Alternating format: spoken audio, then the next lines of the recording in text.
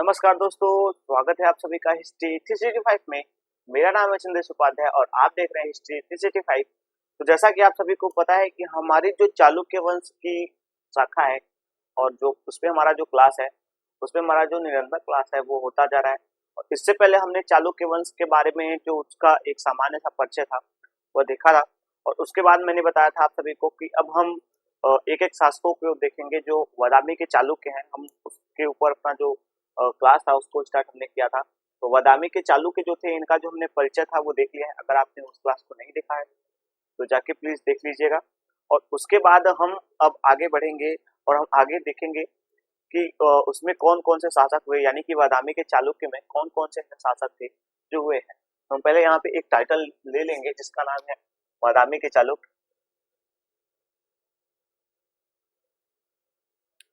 बादामी के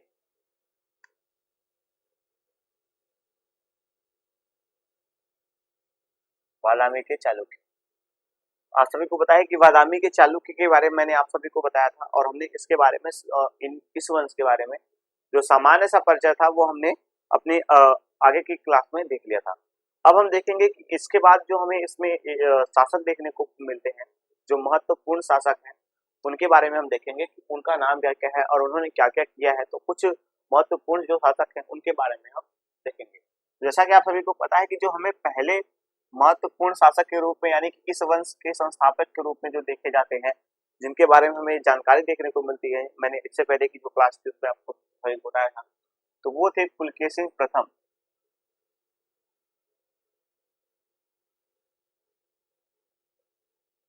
पुलकेशिन प्रथम।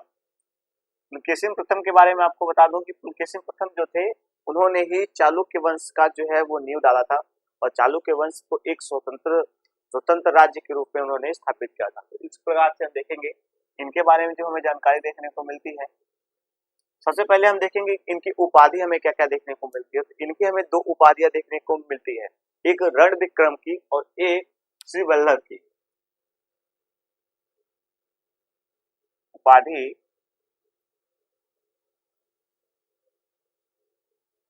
रण विक्रम की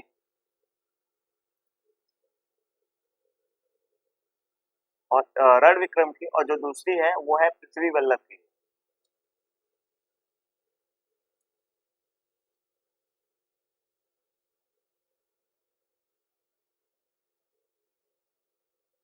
श्री पृथ्वी वल्लभ की। आपको एक बात और बता दूं कि चालुक्य वंश के सभी शासकों के नाम के पीछे, यानी उन्होंने जो उपाधि धारण की है उसमें से सबसे महत्वपूर्ण एक जो उपाधि है वो पृथ्वी वल्लभ की हमें देखने को मिलेगी। हर एक शासक के जो उपाधि है वो हमें पृथ्वी वल्लभ की देखने को मिलेगी। तो आप इस चीज को नोट कर लीजिएगा कि इस वंश के सभी शासकों ने पृथ्वी वल्लभ की जो उपाधि है वो धारण की है। इनके बारे में ये जो जानकारी है वो हमें देखने को मिल जाती है। उसके बाद हम देखेंगे इनके बारे में एक और महत्वपूर्ण जानकारी, जैसा कि मैंने अभी आपको बताया कि इन्होंने इस वंश की जो है संस्थापक के रूप में जाना जाता है, एक वास्तविक संस्थापक के रूप में जाना जाता है। इस वंश का वास्तविक संस्थापक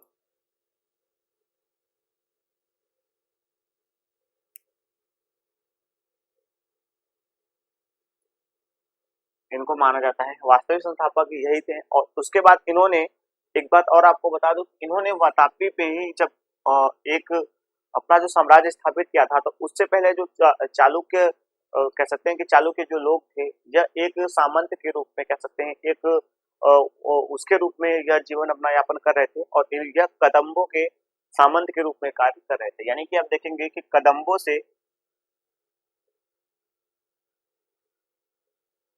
से इनको स्वतंत्र किया था पूर्ण रूप से पुलकेशिन प्रथम ने। यानी कि पुलकेशिन जो प्रथम थे इन्होंने कदम्बों से इनकी जो स्वतंत्रता था उनसे हासिल किया था। कदम्बों से अपनी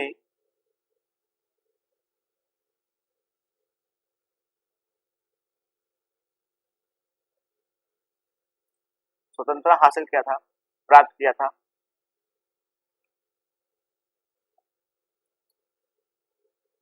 किया था।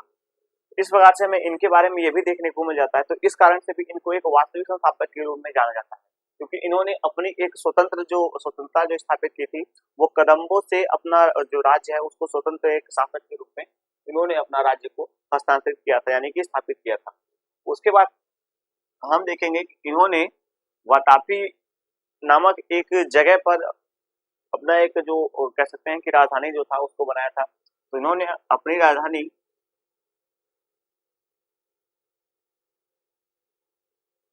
राजधानी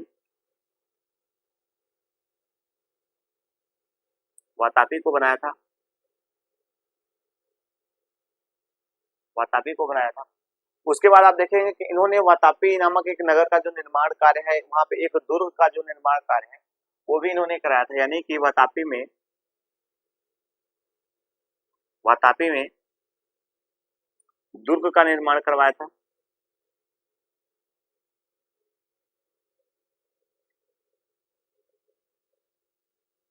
करवाया था करवाया था। इसके बाद आप सभी को बता दूं कि इन्होंने जब कदम्बों से अपनी स्वतंत्रता को जो है वो प्राप्त कर लिया, उसके बाद इन्होंने अपनी जो राजधानी है वो वातापी को बनाया था, यानी कि बादामी को बनाया था। और उसके बाद हम देखेंगे कि इनका जो इन्होंने अपना जो दुर्ग स्थापित किया था वो भी यहीं पे किया था। तो इनके बारे में ये जानकारी हमें देखने को मिल जाती है। और ये सब करने के बाद इन्होंने जो है वो एक कह सकते हैं कि जो उपाधि है इन्होंने धारण की थी, इनका उपाधि हमें देखने को मिलता है, जो कि इनकी श्री वल्लभ की मैंने आपको उपाधि बताई कि जो उपाधि मैंने आपको बताया यहाँ पे श्री वल्लभ, इन्होंने संभवतः तो ऐसा कहा जाता है कि इन्होंने जब कदम्बों से अपनी स्वतंत्रता को हासिल किया, यानी कि प्राप्त किया, उसके बाद इन्होंने जब अपना नगर बसाया, अपना दुर्ग बनवाया और अपना जो राजधानी था उसको बसाया, तो उसके बाद इन्होंने एक अपना जो कह सकते हैं उपाधि थी श्री वल्लभ की, वो इन्होंने धारण किया था। और उसके बाद इनके बारे में एक और चीज हमें देखने को मिल जाती है, इन्होंने उसके बाद अपना कह सकते हैं कि एक जो यज्ञ है, आप देखेंगे कि प्राचीन काल में 3 यज्ञ बहुत ज्यादा हमें विख्यात देखने को मिलते हैं। उसमें से 2 यज्ञ जो थे वो इन्होंने किया था। पहला था राजसूय यज्ञ,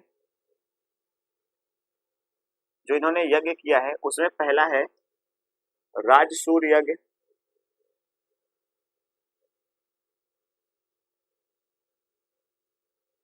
यज्ञ।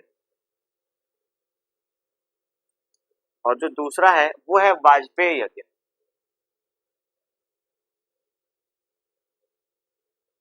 वाजपेयी यज्ञ। तो आपको बता दूं कि इन्होंने इस दोनों यज्ञों को किया था, यानी कि इस दोनों यज्ञों को किया था। और उसके बाद एक आप देखेंगे कि एक और पद्धति देखने को मिलती है, हालांकि वो ज्यादा प्रमाणित हमें देखने को नहीं मिलती। तो आपको बता दूं कि एहोल अभिलेख जो है, एहोल अभिलेख में हमें इन सभी बातों का जो वर्णन है वो देखने को मिल जाता है।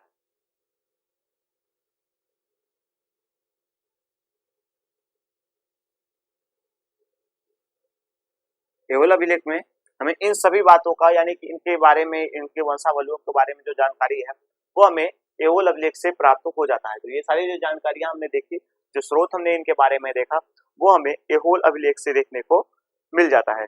इसके बाद हम देखेंगे कि जो पुलकेशिन प्रथम है, इनके बाद अब हमारे जो अगले शासक हैं, यानी कि आप देखेंगे कि जो हमारे अगले शासक है उनका नाम जो हमें देखने को मिलता है वो है कीर्तिवर्मन।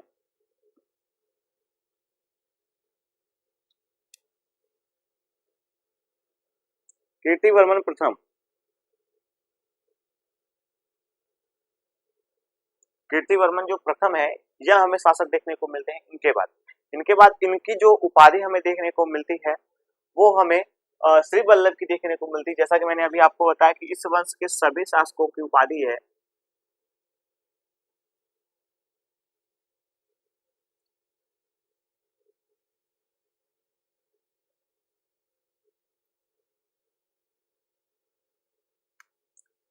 श्री पृथ्वी वल्लभ जो है, इनकी उपाधि देखने को हमें मिल जाती है।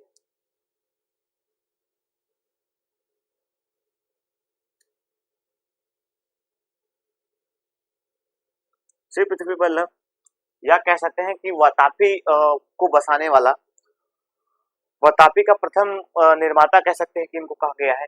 वातापी का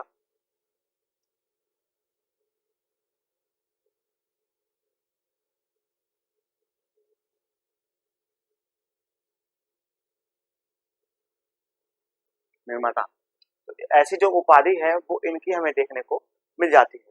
इनके बारे में ऐसा एहोल अभिलेख में हमें देखने को मिलता है कि इन्होंने एहोल अभिलेख में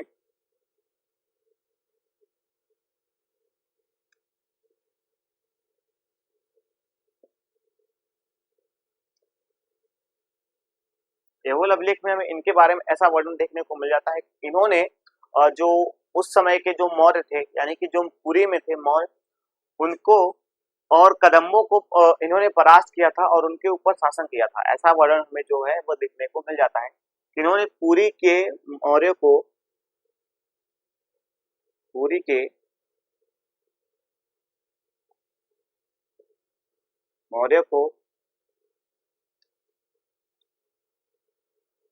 और कदम्बों को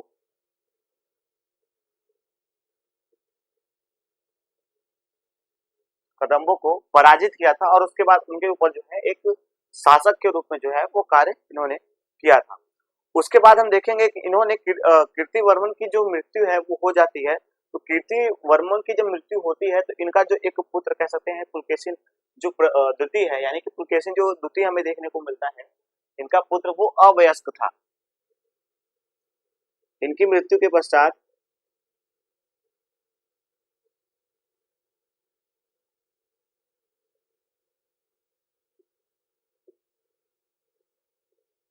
इनका पुत्र अवयस्क था यानी कि अल्पायु था।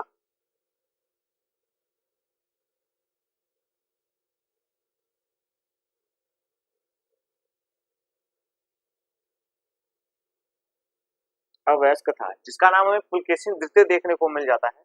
इस चीज को भी आप नोट कर लीजिएगा कि इन्हीं का पुत्र था पुलकेशिन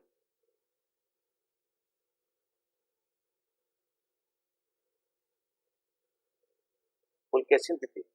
लेकिन जब इनके पुत्र जो है जो कीर्तिवर्मन है इनके जो पुत्र है वो अवयस्क रहते हैं तो इनके कह सकते हैं कि इनके स्थान पे यानी कि इनके एक संरक्षक के रूप में जो है वो मंगलेश नामक एक कह सकते हैं कि इनके शासक थे, एक इनके भाई थे। वो जो है वो इनके बाद शासन करते हैं एक संरक्षक के रूप में। यानी कि आप देखें कीर्तिवर्मन के बाद हमें एक छोटा सा शासन काल मंगलेश का देखने को मिलेगा।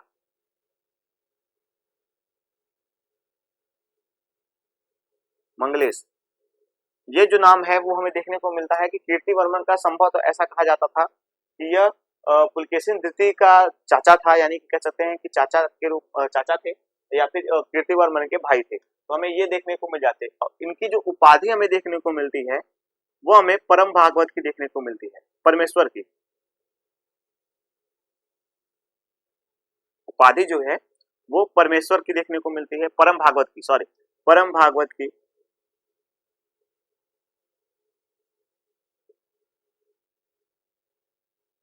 परम भागवत की इन्होंने जो उपाधि है वो धारण किया था। तो इनके बारे में कुछ ऐसी जो विशेष बातें हैं वो हमें देखने को नहीं मिलती। लेकिन एक बात और इनके बारे में ऐसा कहा गया है कि इनके यानी कि आप देखेंगे कि जो पुलकेशिन द्वितीय जो है यह जब थोड़े से अपने मतलब राजा बनने के योग्य हो जाते हैं तो इनसे मंगलेश से एक कह सकते हैं कि पारिवारिक जो युद्ध यानी कह सकते हैं कि जो एक गृह युद्ध है वो प्रारंभ हो जाता है एक शासन के लिए। और उसके बाद इनकी जो मृत्यु है वो हो जाती है यानी कि गृह युद्ध में इनकी मृत्यु हो जाती है। इनकी मृत्यु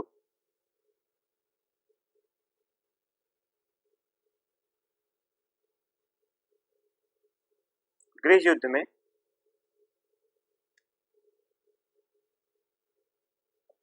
हो जाती है। इस प्रकार से हम देखेंगे कि इनके इनके बारे में जो हमें जानकारी देखने को मिलती है वो थोड़ी सी कम देखने को मिलती है। हालांकि ये कुछ ही समय के लिए ये शासक के रूप में जो है वो शासन करते हैं। अब हम देखेंगे कि इस वंश के एक जो महान शासक के रूप में हमें देखने को मिलते हैं पुलकेशिन द्वितीय। पुलकेशिन द्वितीय के बारे में हम देखेंगे और इनके बारे में जो सारी बातें हैं वो देखेंगे। एक बात और आपको बता दूं कि पुलकेशिन जो द्वितीय थे इन्होंने वर्धन वंश के शासक जो हर्ष थे उनसे युद्ध किया था और उनको भी इन्होंने पराजित किया था। तो सभी अभी अभी हम आगे उनके बारे में देखेंगे तो आप इन सभी बातों को एक बार नोट कर लें ताकि मैं आगे जो है वो अपनी क्लास को बढ़ा सकूं। तो आप इस बात को जो है वो नोट कर लीजिए। तो हम उसके बाद हर्ष के बारे में पुलकेशिन द्वितीय के बारे में पढ़ेंगे। हालांकि हमने कीर्तिवर्मन के बारे में पुलकेशिन प्रथम के बारे में, कीर्तिवर्मन के बारे में और मंगलेश के बारे में जान लिया है। अब हमारा जो अगला टॉपिक है यानी कि अगला है वो है हमारा कीर्तिवर्मन कह सकते हैं पुलकेशिन प्रथम।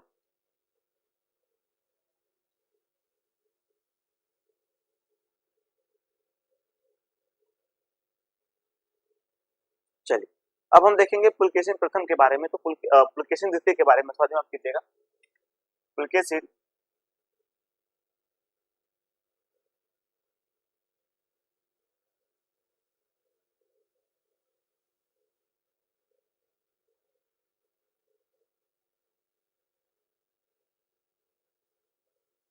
पुलकेशिन द्वितीय के बारे में, हालांकि अभी दिख थोड़ा कम रहा है, चलिए मैं भी फिर से लिख दूंगा।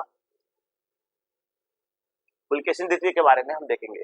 सबसे पहले हम देखेंगे कि इनकी जो उपाधि है वो हमें क्या देखने को मिलती है। तो इनका भी उपाधि जो हमें है वो श्री वल्लभ की उपाधि इनकी देखने को मिलती है। इन्होंने परमेश्वर की भी उपाधि धारण की। तो इस चीज को भी आप नोट कर लीजिएगा कि इनकी जो उपाधि है, इनकी उपाधि है श्री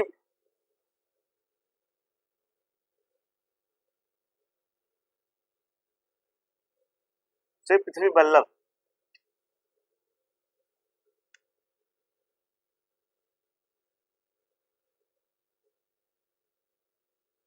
श्री पृथ्वी वल्लभ की है। उसके बाद इन्होंने परमेश्वर की उपाधि धारण की थी।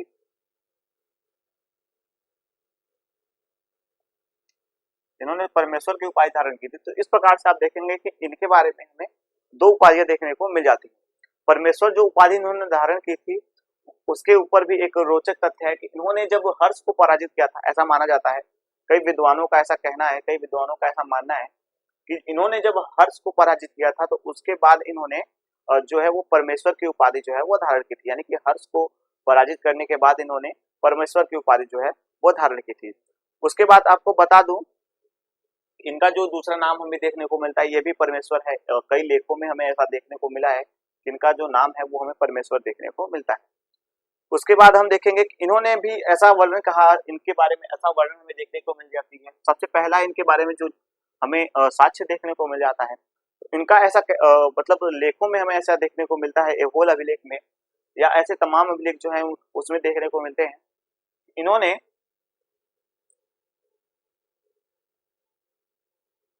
इन्होंने कदम्बों को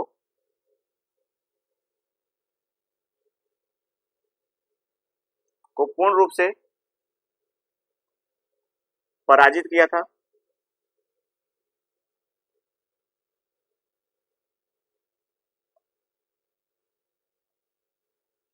कदम्बों को पूर्ण रूप से पराजित किया था और उसके बाद उनको पराजित करने के बाद अपने सामंतों में उनकी जो कह सकते हैं कि एक भूभाग था उसको उन्होंने अपने सामंतों में बांट दिया था।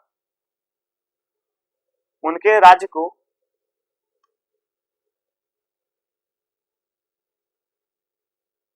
को सामंतों में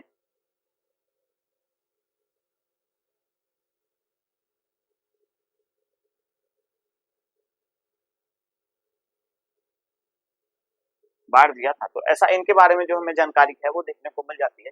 इन्होंने अपने सामंतों में जो कदम्ब का राज था उसको जीता था और उसको बांट दिया था। ऐसा इनके बारे में हमें वर्णन देखने को मिलता है। इनके बारे में एहोल अभिलेख में ऐसा हमें वर्णन देखने को मिल जाता है कि इनके अनुसार जो कोकड़ के मौर्य थे, यानी कि आप देखेंगे कोकड़ के मौर्य जो थे और कदम वंश के जो मैंने भी आपको बताया, इन्होंने उनको एक साथ पराजित किया था। यानी कि आपको बता दूं कि इन्होंने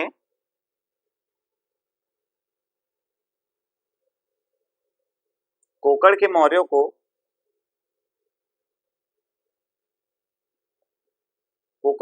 के राज्य में आप देखेंगे कि उनके राज्य में एक साथ ऐसा कहा जाता है कि जो अपने युद्ध नौकाएं थी, यानी कि जो युद्ध नौकाएं हैं उनको एक साथ वहां पे उतारा था और उसके बाद उतारने के बाद उनके राज्य को जो है वो विजित कर लिया था। तो आपको बता दूं कि युद्ध नौकाएं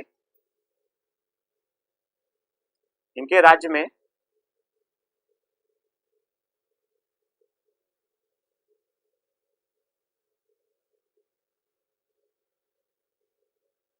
युद्ध जो नौकाएं थी उसको उतारा था और विजित कर लिया था इनके क्षेत्र को।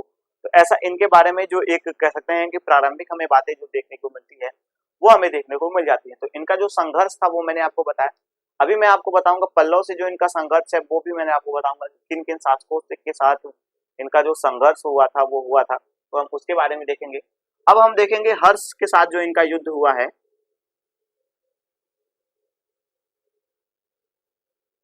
हर के साथ युद्ध। तो सबसे पहले हम देखेंगे कि हर्ष के साथ जो सॉरी हर्ष के साथ जो युद्ध हुआ है उसके बारे में हम देखेंगे कि उसके बारे में हमें क्या क्या जानकारी देखने को मिलती है। तो आपको बता दूं जो स्रोत है जो स्रोत है वो हमारा एहोल अभिलेख है, जो इस बात की जानकारी देते हैं कि युद्ध हुआ था, इस बात की जो पुष्टि करते हैं, जानकारी जो हमें देते हैं वो एहोल अभिलेख है। यानी कि एहोल अभिलेख जो है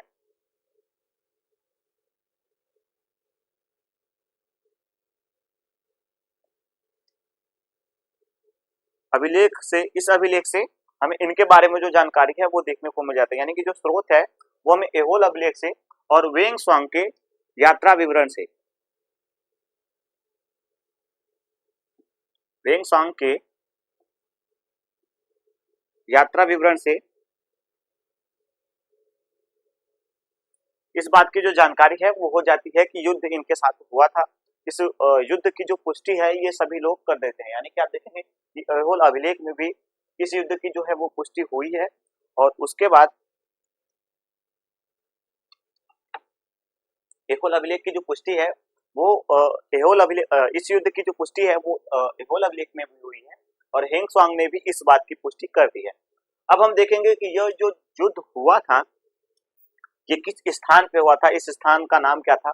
तो हम देखेंगे कि ये जो युद्ध स्थल था, युद्ध स्थल था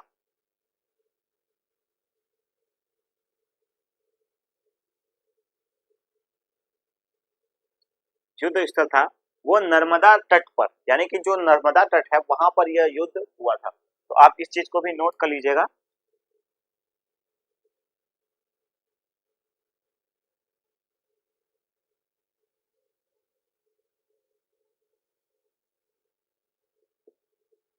हुआ था। तो यह जो इंपॉर्टेंट बातें हैं मैं आपको बता रहा हूँ कि जो यह युद्ध हुआ था वो नर्मदा तट पर हुआ था। और उसके बाद आप देखेंगे कि इसके बारे में जो और सारी बातें हमें देखने को मिल जाती हैं। एहोल अभिलेख के अनुसार कि इस युद्ध में जो है वो हर्ष जो है वो पराजित हो जाते हैं। तो किस प्रकार से वो पराजित हुए हैं वो सारी बातें जो है वो हमें देखने को मिल जाती हैं। तो आपको बता दूं कि जो एहोल अभिलेख है उसमें ऐसा कहा गया है कि जो कह सकते हैं कि हर्ष जो थे वो लगभग 10,000 हाथियों के साथ आए हैं और वो पुलकेशिन द्वितीय से हार जाते हैं। और उसके बाद उन्होंने अपने कह सकते हैं कि 89,000 जो गांव थे, 89,000 गांव वाले जो क्षेत्र थे, कह सकते हैं उत्तरी उनके कलिंग है और कह सकते हैं कि जो दक्षिणी उनका कौशल है और और एक जगह है जो कि उन्होंने उसको विजित कर लिया। यानी कि आप देखेंगे इस युद्ध में विजेता जो है वो पुलकेशिन द्वितीय जो है वो हो जाते हैं होते हैं। इस युद्ध में हर्ष हार जाते हैं।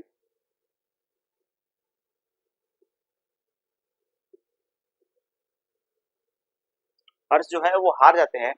उसके बाद आप देखेंगे कि जो विजित जगह है किन किन जगहों पे वो अपना जो राज्य है वो उसको स्थापित कर लेते हैं। इस चीज को भी हमें देखना है कि आप देखेंगे कि उत्तरी कौशल है, सॉरी दक्षिणी कौशल है, सॉरी माफ कीजिएगा,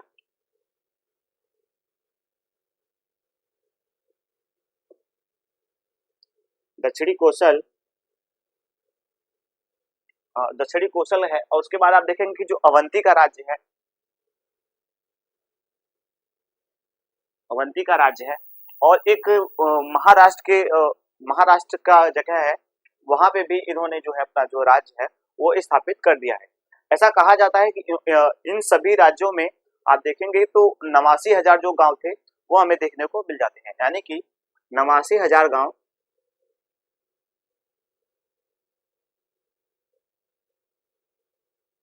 वाला इलाका पर जो है कह सकते हैं गांव वाले इलाके पे जो है वो पुलकेशिन द्वितीय ने जो है वो अपना एक प्रभुत्व जो था उसको स्थापित कर लिया था हर्ष को पराजित करने के बाद। तो इसके इनके बारे में जो ये जानकारी हमें देखने को मिलती है हर्ष से युद्ध के बाद जो हमें विवरण देखने को मिलते हैं वो सारे विवरण यही है।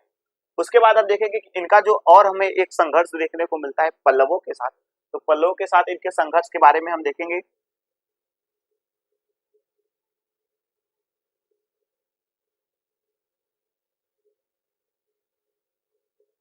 साथ संघर्ष।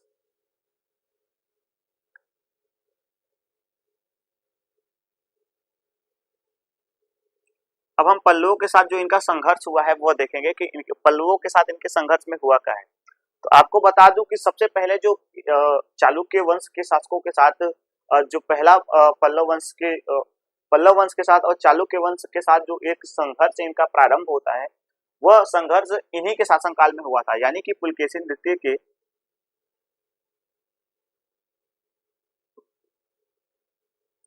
द्वितीय के शासनकाल में ही यह युद्ध हुआ था। यह संघर्ष प्रारंभ हुआ था। पल्लवों के साथ इनका जो संघर्ष है वो इन्हीं के शासनकाल में जो है वो प्रारंभ हो गया था। इस चीज को भी आपको नोट कर लेना है, क्योंकि ये चीजें हैं वो आपसे पूछी जा सकती है कि जो पल्लवों के साथ चालुक्यों का संघर्ष था वो प्रारंभ हुआ था तो कब से हुआ था, तो आपको इसके बारे में जो जानकारी है वो देना है। तो आपको बता दो कि पुलकेशिन जो द्वितीय थे उनका जो शासनकाल था, इसी शासनकाल में ही पल्लवों के साथ इनका जो संघर्ष है वो प्रारंभ हुआ था। उसके बाद हम देखेंगे कि इनका जो संघर्ष होता है वो पल्लव नरेश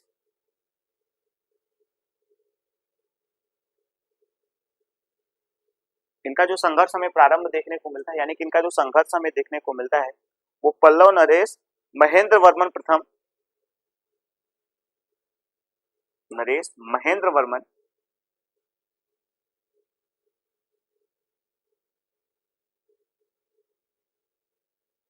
वर्मन प्रथम और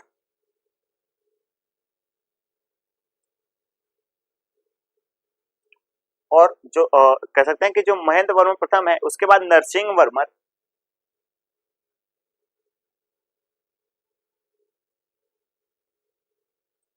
वर्मन और इनकी जो हमें उपाधि देखने को मिलती है नरसिंह वर्मन की, वो महामल्ल की देखने को मिलती है।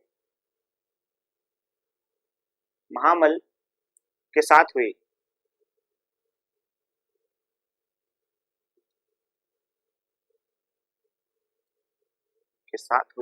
थी। इस प्रकार से हमें इनके बारे में जो जानकारी है वो देखने को मिल जाता है। तो अगर सॉरी अगर आपने पल्लवों के साथ जो युद्ध हुआ है पल्लवों के बारे में जो मेरी क्लास हुई है, अगर आपको इनके बारे में पूरी जानकारी लेनी है तो आप जो मेरी पल्लवों के साथ जो हमारी क्लास हुई है उस क्लास को जाके देख लीजिएगा।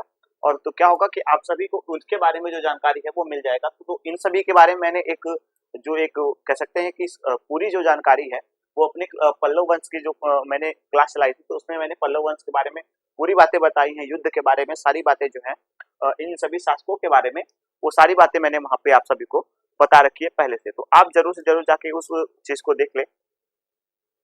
उसके बाद आपको बता दूं कि जो नरसिंह वर्मन थे, नरसिंह वर्मन जो कि मैंने आपको बताया कि महामल्ल की जो इन्होंने उपाधि धारण की थी, तो नरसिंह वर्मन जो थे इन्होंने क्या किया, इन्होंने पुलकेशिन द्वितीय को इस युद्ध में जो है वातापी के जो चालुक्य है इस युद्ध में इन्होंने पराजित कर दिया और पुलकेशिन द्वितीय को मौत के घाट उतार दिया, यानी कि मार डाला था।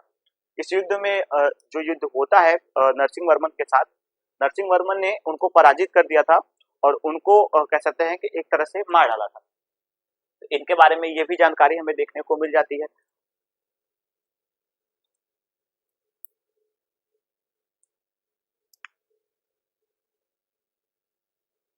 जैसा कि मैंने अभी आप सभी को बताया कि जो नरसिंह वर्मन है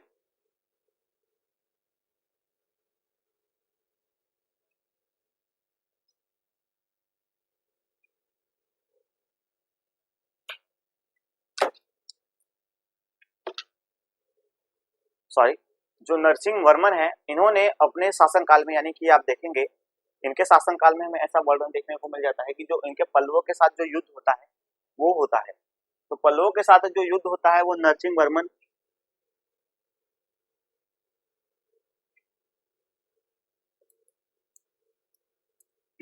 के साथ इनका जो पल्लवों के साथ युद्ध होता है वो होता है। और उसके बाद हम देखेंगे कि नरसिंह वर्मन ने पुलकेशिन द्वितीय को हरा दिया था, यानी कि आप देखेंगे कि नरसिंह वर्मन ने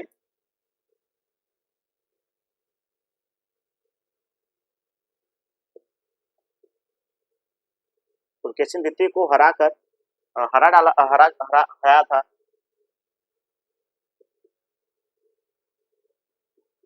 हराया था।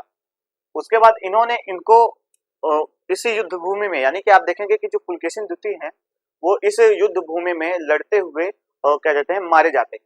तो आप इस चीज को भी नोट कर लीजिएगा कि पुलकेशिन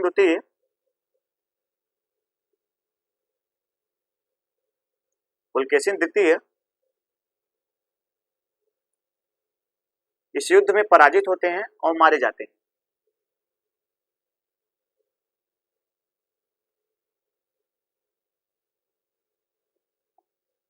पराजित होते हैं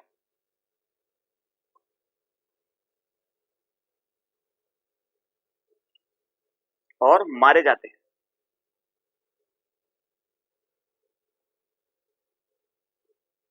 मारे जाते हैं, तो इनके बारे में ये भी जानकारी हमें देखने को मिल जाता है।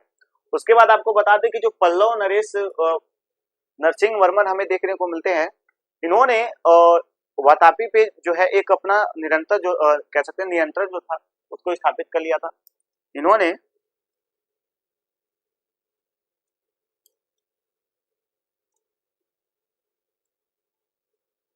वर्मन ने वातापी पर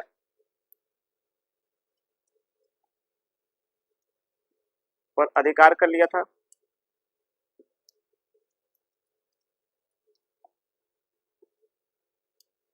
लिया था। एक बात और आपको बता दूं कि पुलकेशिन द्वितीय ने एक विजय स्तंभ जो था वो वातापी में स्थापित कराया था। यानी कि आप देखेंगे कि जब उन्होंने कदम्बों को हराया था, कदम्बों को हराने के बाद उन्होंने एक विजय स्तंभ का जो निर्माण है वो उन्होंने कराया था। तो विजय स्तंभ को भी जो है वो पल्लव जो शासक थे, जो पल्लव शासक थे उनके जो सैनिक थे उन्होंने उसको उखाड़ करके अपने राज्य में लेकर चले गए थे। तो इस बात का भी जो जानकारी है वो हमें देखने को मिलता है कि पुलकेशिन द्वितीय का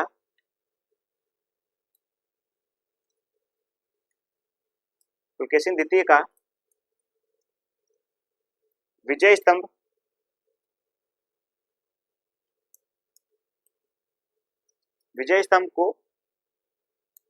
विजय स्तंभ को उखाड़ के, यानी कि अपने साथ जो है वो पल्लव सेना ले गई थी, को पल्लव सेना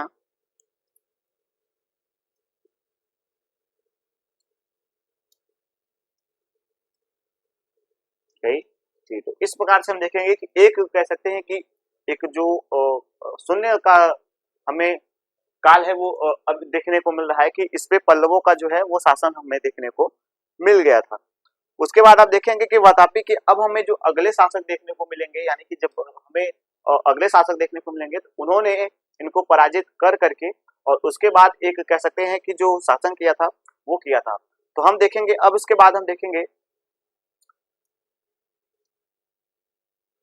तो चलिए आज का जो हमारा सेशन है वो यहीं तक रहेगा। आज हमने पुलकेशिन द्वितीय के बारे में जो पूरी बातें थी वो पढ़ ली है। और उसके बाद जो हम आगे के शासक रहेंगे हम उसको अपने अगले क्लास में देखेंगे, क्योंकि टाइम भी बहुत ज्यादा हो गया है और मुझे थोड़ा सा काम है। तो आज का जो हमारा सेशन है यहीं तक रहेगा। चलते हैं। जय हिंद। आपको क्लास अगर पसंद आए तो लाइक करें, शेयर करें, कमेंट करें। चलते हैं। जय हिंद।